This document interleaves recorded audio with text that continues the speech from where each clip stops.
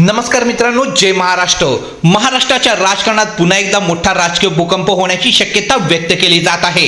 शिंदे गटातील काही आमदार नाराज असल्याच्या चर्चा राजकीय वर्तुळात जोर धरत आहेत, तर दुसरीकडे उद्धव ठाकरे यांच्या मातोश्रीवर हालचालींनी अनेकांच्या भुवया उंचवल्या आहेत। मित्रांनो, नेमकं काय घडलंय महाराष्ट्राच्या राजकारणात? कोण आहेत ते आमदार ज्यांची नावे चर्चेत आहे आणि खरंच शिंदे गटात अस्वस्थता वाढली आहे का? चला जाणून घेऊयात सविस्तर बातमीपत्रात। 2022 मध्ये शिवसेनेत मोठी फूट पडली आणि एकनाथ शिंदे यांच्यासोबत 40 आमदार गेले। त्यावेळी अनेक आश्वासनं दिली गेली, सत्ता मिळेल, विकास कामे होतील, राजकीय भवितव्य सुरक्षित राहील असं सांगण्यात आलं। मात्र आता काही आमदारांमध्ये नाराजी वाढत असल्याच्या चर्चा सुरू आहेत, कारण अनेकांना अनपेक्षित पदे, संधी आणि राजकीय महत्त्व मिळत नसल्याची भावना निर्माण झाली असल्याचं सांगितलं जात आहे।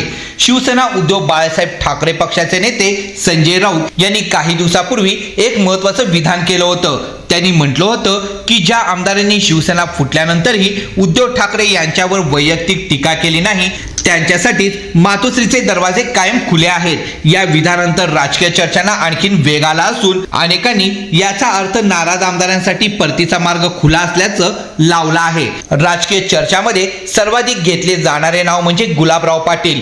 विधान परिषद निवडणुकीच्या पार्श्वभूमीवर त्यांच्या कुटुंबियांना संधी मिळावी अशी अपेक्षा असल्याची चर्चा होती, मात्र अपेक्षेप्रमाणे निर्णय न झाल्यामुळे ते नाराज असल्याचं बोललं गेलं। अर्थात याबाबत अधिकृत भूमिका स्पष्ट नसली तरी राजकीय वर्तुळात या चर्चा चांगल्याच जोर धरू लागल्या आहेत।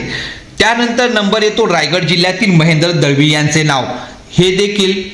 नाव देखील चर्चेत होतं। राजकीय निर्णय प्रक्रियेत आपल्याला पुरेसे महत्त्व मिळत नसल्याची भावना काही नेत्यांमध्ये बोलली जात होती, त्यामुळे भविष्यातील राजकीय समीकरणे बदलू शकतात का याकडे सर्वांचं लक्ष लागलं आहे। अब्दुल सत्तार यांच्याबाबत देखील विविध राजकीय चर्चा सुरू आहेत। त्यांच्या समर्थकांमध्ये अस्वस्थता असल्याने काही राजकीय विश्लेषकांचं मत आहे, मात्र प्रत्यक्षात कोणताही मोठा निर्णय घेण्यात आला नाही। त्यामुळे येत्या काळात ते कोणती भूमिका घेतात हे पाहणं देखील तितकंच महत्त्वाचं ठरणार आहे। मित्रांनो, मुंबई महापालिकेच्या निवडणुका जवळ आल्यास शिवसेना विरुद्ध शिवसेना अशी थेट लढत पाहावयास मिळू शकते। मुंबई हा शिवसेनेचा पारंपरिक बालेकिल्ला मानला जातो, त्यामुळे आगामी निवडणुकांमध्ये उद्धव ठाकरे आणि एकनाथ शिंदे या दोन्ही गटामध्ये मुंबई अत्यंत महत्त्वाची ठरणार आहे। राजकीय निरीक्षकांच्या मध्ये मुंबईतील निकाल आगामी महाराष्ट्राच्या राजकारणाची दिशाही ठरवू शकते।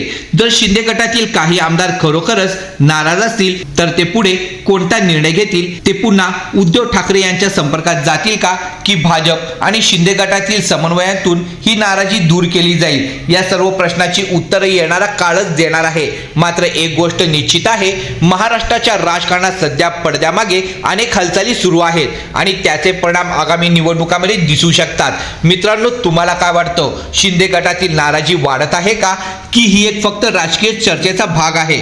तुमचे मत कमेंट करून नक्की लिहा। व्हिडिओ आवडला असेल तर जास्तीत जास्त लाईक करा, शेअर करा आणि महाराष्ट्रातील अशाच ताज्या आणि राजकीय घडामोडी सर्वात आधी पाहण्यासाठी आपल्या चॅनलला सबस्क्राईब करायला विसरू नका। मित्रांनो, जय महाराष्ट्र।